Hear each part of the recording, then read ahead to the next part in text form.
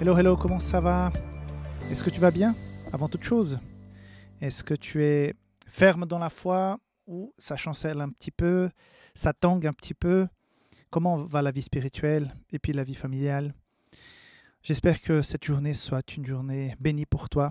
J'espère que tu vas la vivre avec notre Dieu parce qu'il est prêt à marcher avec nous, comme j'ai mentionné dans les leçons précédentes cette semaine. Donc il y a une belle journée qui est encore devant nous et j'espère que voilà, des belles choses vont avoir lieu dans cette journée. Je voudrais, encore une fois, avant d'entamer l'étude de la leçon qui est très intéressante aujourd'hui, te rappeler que Saphélis peut t'apporter de soutien spirituel à travers nos matériaux. Comme tu sais déjà peut-être, Saphélis est spécialiste dans la confection des Bibles. Nous avons donc la Bible du pasteur, de l'ancien, du diaconat, Bible pour les enfants, comme la Bible illustrée, ma petite Bible, ma première Bible, la petite Bible, la Bible pour la femme, je pense que j'ai déjà dit, et surtout, si tu aimes beaucoup l'évangélisation, la Bible du disciple aussi. Ok. Il y a aussi la Bible du couple, la Bible familiale, qui est cette Bible assez immense. Certains aiment bien avoir une Bible assez importante à l'entrée de la maison, dans le salon, quelque part. Donc nous avons aussi la Bible de la famille. Et bien d'autres produits encore. Tu peux donc visiter publicationadventiste.com pour découvrir toutes ces Bibles. Ou bien, si tu es en dehors de l'Europe, tu peux visiter saphélis.com. OK? La leçon d'aujourd'hui a 3 sujets principaux. J'ai pas mal réfléchi avant d'enregistrer cette leçon. Ça m'a énormément touché ces 3 aspects. C'est intéressant de remémorer surtout la création. Il est question tout de suite dans ce psaume du sabbat. On va lire. Psaume 82 ou bien 92 pour certains. Verset 1, cantique pour le jour du sabbat. Plus tard, verset 5, tu me réjouis par tes œuvres, ô Éternel, et je chante avec allégresse l'ouvrage de tes mains. Verset 6, que tes œuvres sont grandes, ô Éternel, que tes pensées sont profondes. Maintenant, verset 13 et suivant, les justes croissent comme le palmier. Ils s'élèvent comme le cèdre au Liban. Plantés dans la maison de l'Éternel, ils prospèrent dans les parvis de notre Dieu. Ils portent encore des fruits dans la vieillesse. Ils sont pleins de sève et verdoyants. Pour faire connaître que l'Éternel est juste, et il est mon rocher. Il n'y a point en lui d'iniquité. Voilà un psaume qui est un beau rappel de la puissance, de la grandeur de Dieu, surtout en rapport avec sa création, tout d'abord, ensuite par sa récréation et son renouveau spirituel. Alors, on va prendre ça un par un. D'abord, c'est un psaume pour le sabbat. Or, le sabbat, en tout cas personnellement, c'est une des plus belles choses que j'ai découvertes au moment de ma conversion. Avant, je fréquentais l'église, j'étais très engagé, j'étais toujours un peu un rat d'église. Mais avant, l'église pour moi, c'était un moment dans la semaine pendant 2 heures. Avant, après, c'était tout pareil. Et pour moi, j'étais extrêmement fidèle à Dieu. Dieu me voyait avec beaucoup d'amour, beaucoup d'admiration parce que je consacrais 2 heures de ma vie à aller à l'église. Plus tard, j'ai découvert un Dieu qui est proche. Vous savez, je ne sais pas si tu sens ça, mais j'ai l'impression, je ressens que Dieu marche avec nous. Donc, quand je suis dans la voiture, quand je suis en train de faire quelque chose, souvent je dis, mais Seigneur, aide-moi. Seigneur, guide-moi ici. Seigneur, comment ça va se passer? Aide-moi à ne pas commettre une erreur ici. Donc, avant, j'avais ce Dieu qui était grand, puissant, loin, et qu'il fallait le câliner pour qu'il m'aime bien. Et là, quand j'ai vécu ma conversion, j'ai découvert un Dieu qui était ami, plus proche. Donc, c'est comme si Dieu était un peu plus rapproché de moi. Et une autre chose que j'ai beaucoup appréciée dans ma conversion, c'était la découverte du sabbat. D'avoir un jour et que ce jour était relié à la création. Et ça te donne une identité beaucoup plus forte parce que le sabbat est relié pas seulement aux 10 commandements, mais déjà à la création. Donc, si j'observe le sabbat, automatiquement, je suis en train de dire que je crois à un Dieu créateur de toutes choses. Donc, mon Dieu n'est pas un Dieu inventé, un Dieu qui est venu de je ne sais pas où, on ne connaît pas ses origines, c'est un mystère, non. Mon Dieu, son histoire, je la connais. Je connais même l'histoire de l'entrée du péché, je connais les projets qu'il avait pour nous, je connais les jours de la création. Donc, c'est comme si c'était plus clair qui je suis, d'où je viens, où je suis et surtout où je vais.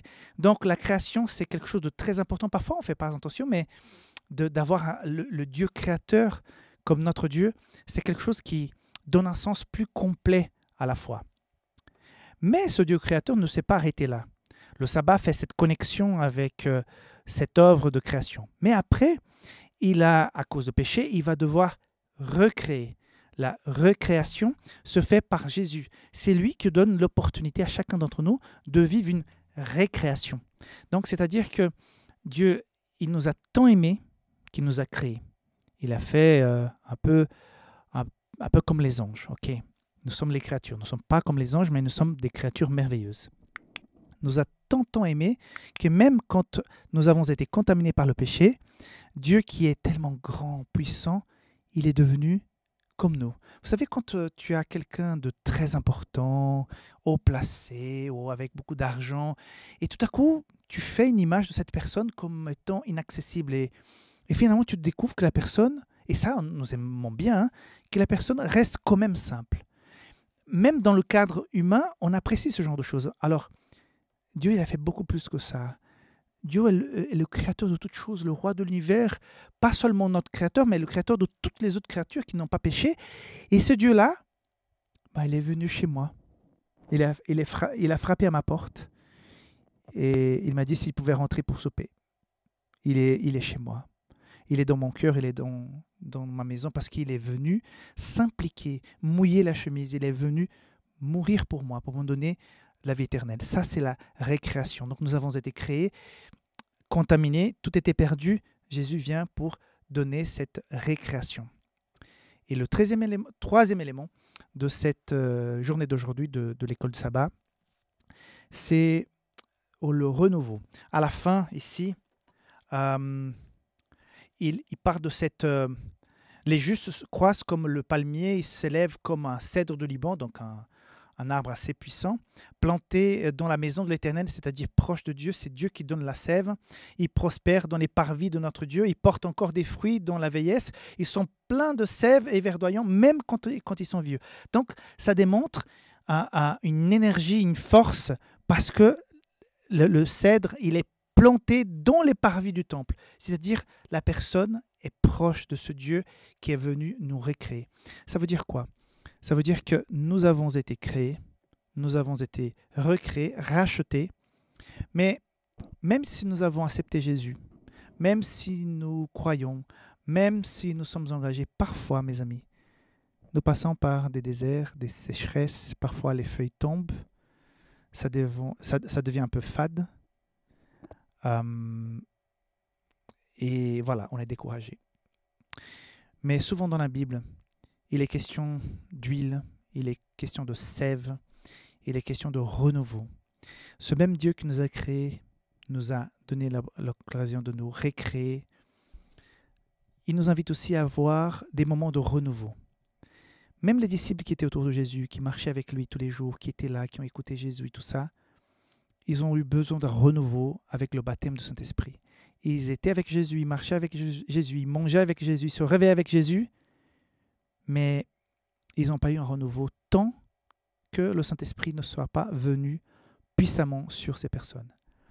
Parfois, nous sommes dans une sécheresse spirituelle. Peut-être je parle à quelqu'un qui est découragé. Si peut-être tu regardes cette vidéo parce que tu n'as plus envie d'aller à l'église, c'est un sabbat, et au lieu d'aller à l'église, tu regardes la vidéo. Donc je te dis, c'est bien de regarder des vidéos et tout ça, mais non, c'est pas tout. Tu ne peux pas vivre ta foi éloigné de la communauté, éloigné de Dieu. Il faut un renouveau de temps en temps. Moi, même si je suis pasteur, j'ai eu des moments de renouveau spirituel dans ma vie. Et ça m'a rebusté pour mon ministère, pour ma famille, pour mes prédications, pour mes études bibliques, pour mes visitations, pour mes projets. Nous avons besoin de ces moments Vous voyez, toutes ces cérémonies, toutes ces fêtes qu'il y avait en Israël, les gens devaient venir marcher des kilomètres pour se réunir. On a besoin de ces buffets d'oxygène, de ces moments de célébration. On a besoin de ces motivations, de ce renouveau.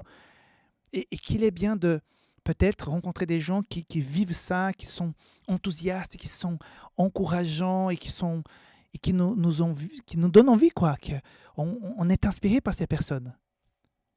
Donc, aujourd'hui, le message est pour ceux qui sont peut-être sont un peu oublieurs.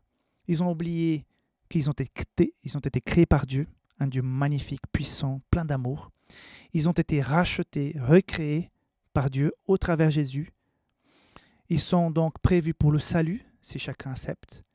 Et puis, ce même Dieu, il a prévu de nous accompagner pendant ce temps que nous sommes là.